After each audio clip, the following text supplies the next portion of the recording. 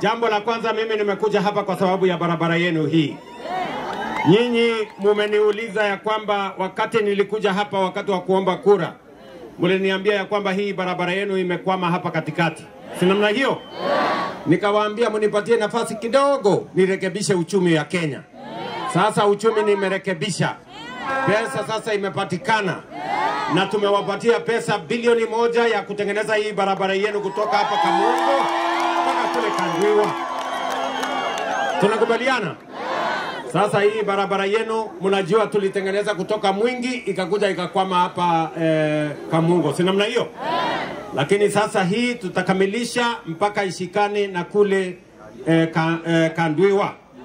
Alafu kutoka huko pia nasikia ile barabara ya kwenda Seikuru bado ni ya vumbi. Ni kweli ama si kweli? Ile barabara bado ni ya vumbi.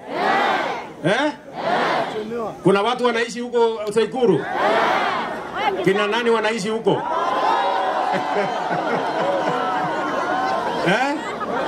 Kuna watu wanaishi huko? Sasa kwa sababu kuna wananchi wa Kenya wanaishi huko, sasa wacha mimi niende nitafute pesa nikuje nitengeneze hiyo barabara kilomita 30 mpaka ifike Seikuru.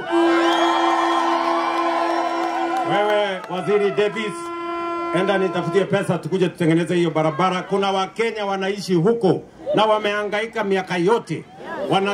Wanahangaika na mvua, wanahangaika na matope, wanahangaika na vumbi. Ama namna gani? Hiyo barabara ya Seikuru tujenge tusijenge? Mnasema nijenge? Ama mnasemaje? Kuna wengine wanasema ati mungoje. Nijenge? Basi mimi nitaenda kupanga nikuje nijenge hiyo barabara.